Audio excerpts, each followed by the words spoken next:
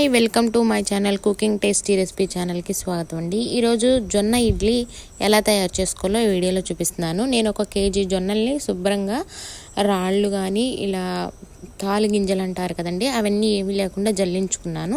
జల్లించుకున్న తర్వాత ఒక 2-3 గంటలు జొన్నలు అనేవి శుభ్రంగా నానబెట్టి తడి అనేది లేకుండా ఒక క్లాత్ మీద ఆరబెట్టుకున్నాను. ఇప్పుడు జొన్న పిండి అనేది ఎలా తయారు చేసుకోవాలో ఈ వీడియోలో చూపిస్తున్నాను చూడండి. జొన్నలు అనేవి కొంచెం మిక్సీ జార్లో వేసుకొని ఈ విధంగా పిండి అనేది ఆడించుకోవాలన్నమాట. ఈ విధంగా పిండి ఆడించుకున్న తర్వాత కొంచెం బరకగా అంటే నేను ఈ వీడియోలో చూపించిన విధంగానే జొన్నలు అనేది పిండాడించుకోవాలి. ఆ తర్వాత మనం ఒక స్ట్రైనర్ తీసుకొని జొన్నలని ఈ విధంగా శుభ్రంగా జల్లించుకోవడం వల్ల ఇలా పొట్టుగా ఉంటుంది కదండి, అదంతా పోతుంది. కొంచెం పెద్ద నూకలాగా వస్తుంది కదా, అది కూడా వచ్చేస్తుంది.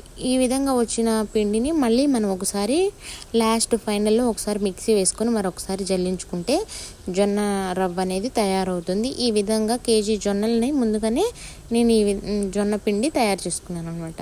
ఈ విధంగా జొన్న పిండి అనేది ఆడించుకోవాలన్నమాట. ఇలా స్ట్రైనర్తో శుభ్రంగా పొట్టు అనేది తీసేసుకొని మనం ఏదైనా నూక ఉంటే మరొకసారి ఫైనల్గా మిక్సీ వేసుకోవాలి. ఈ విధంగా జొన్నలు అనేవి పిండాడించుకొని మనం స్టోర్ కూడా చేసుకోవచ్చు. అలాగే దోశలు వేసుకోవచ్చు, ఇడ్లీ కూడా ప్రిపేర్ చేసుకోవచ్చు.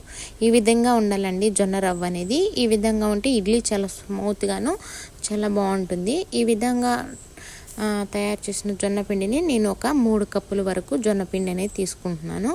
ఎందుకంటే 1 కప్పు మినపప్పుకి నేను 3 కప్పుల జొన్న పిండి అనేది యాడ్ చేస్తున్నాను. అప్పుడే మీకు ఇష్టం ఉంటే 2 కప్పులనరైనా యాడ్ చేసుకోవచ్చు, లేదంటే 3 కప్పులైనా యాడ్ చేసుకోవచ్చు. ఈ విధంగా 3 కప్పులనే జొన్న పిండిని యాడ్ చేసుకొని మళ్ళీ మనం వాటర్లో నానబెట్టేంత అవసరం ఉండదండి. ఎందుకంటే ముందుగానే మనం జొన్న పిండి అనేది మనం ఆల్రెడీ జొన్నలు నానబెట్టుకొని తయారు చేసుకున్నాం కాబట్టి జొన్నల పిండి అనేది నానబెట్టుకునేంత అవసరం అయితే ఉండదండి. ఈ విధంగా 1 కప్పు మినపప్పుని అనేది నానబెట్టుకున్నాను. నేను ఇందులో 1 స్పూన్ మెంతులు కూడా యాడ్ చేసుకున్నానండి. మెంతులు యాడ్ చేసుకోవడం వల్ల జిగురు అనేది వస్తుంది. అలాగే మనకి రోజుకు 1 స్పూన్ మెంతులు తింటే ఆరోగ్యానికి చాలా మంచిదండి. ఈ విధంగా మినపప్పు అనేది కడుక్కొని శుభ్రంగా మనం ఇప్పుడు మిక్సీ జార్లోని మినపప్పుని ఇడ్లీ పిండికి ఏ విధంగా కావాలో ఆ విధంగా మిక్సీ వేసుకుందాము. ఇలా కొంచెం మిక్సీలో వేసుకొని మెత్తగా పిండి అనేది తయారు చేసుకోవాలన్నమాట. పిండి అనేది బాగా లూజ్గా వేసుకోకండి. పిండి కన్సిస్టెన్సీ అనేది ఈ విధంగా ఉండాలండి. మనం కొంచెం వాటర్ వేసుకొని మిక్సీ పెట్టుకోవడం వల్ల ఇడ్లీ పిండి అనేది చాలా ఫ్లఫీగా వస్తుంది. అలాగే ఇడ్లీలు చాలా మృదువుగాను చాలా సాఫ్ట్గా బాగుంటాయండి. ఇలా తయారు చేసుకున్న ఇడ్లీ పిండిలోకి ఇందాకలా మనం 3 కప్పుల జొన్న పిండి అనేది తీసుకున్నాం కదండి, ఇంకా అది యాడ్ చేసుకోవడమే. జొన్న ఇడ్లీ చాలా మంచిదండి ఆరోగ్యానికి. జొన్న ఇడ్లీ తినడం వల్ల మనకి తొందరగా డైజెషన్ అవుతుంది. అలాగే హెల్త్ కూడా చాలా బాగుంటుంది. ఇదిగోండి ఈ విధంగా మనం 3 కప్పులు తీసుకున్న పిండిని ఈ పిండిలోకి మనం మినపిండిలోకి కలిపేసుకుందాము.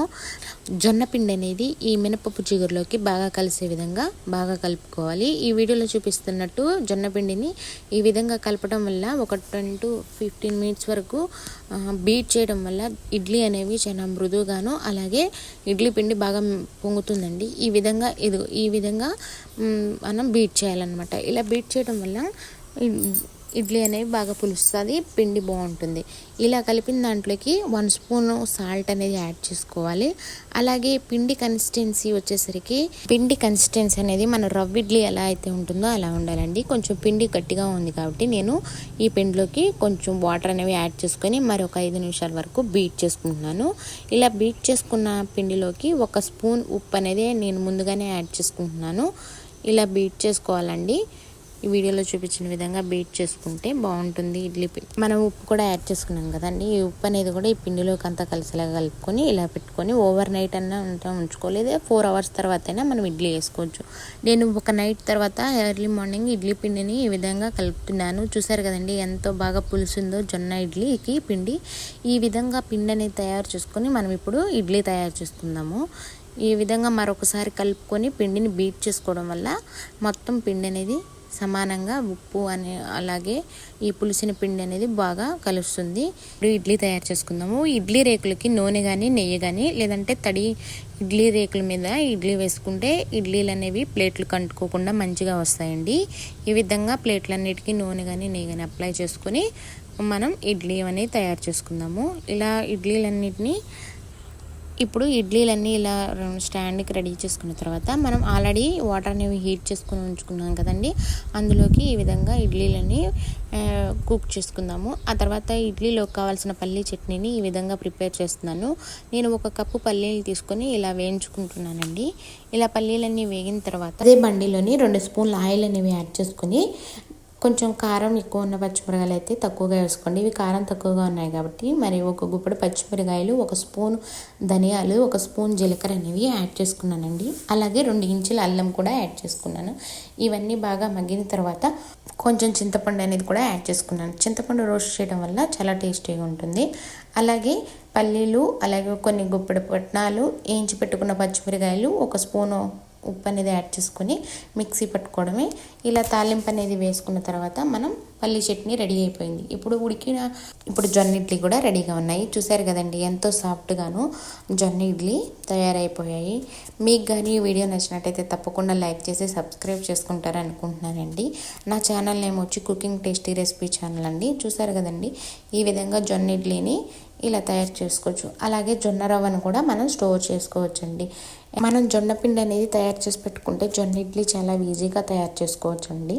ఎంతో హెల్తీ అయిన జొన్న ఇడ్లీ ఈ విధంగా సింపుల్గా తయారు చేసుకోవచ్చు. కూడా మీ ఇంట్లో ఒకసారి ట్రై చేసి చూసి ఎలా వచ్చాయో నాకు కామెంట్ రూపంలో తెలపండి. ఎంతో సాఫ్ట్గాను జొన్న ఇడ్లీ అనేది ఈ విధంగా తయారు చేసుకోవచ్చు. జొన్న ఇడ్లీ ఎంతో సింపుల్గా తయారు చేసుకోవచ్చండి. ఈ విధంగా ఎంతో మృదువుగాను ఇలా కుక్ అయ్యండి. మీకు కానీ నచ్చినట్టయితే లైక్ చేసి సబ్స్క్రైబ్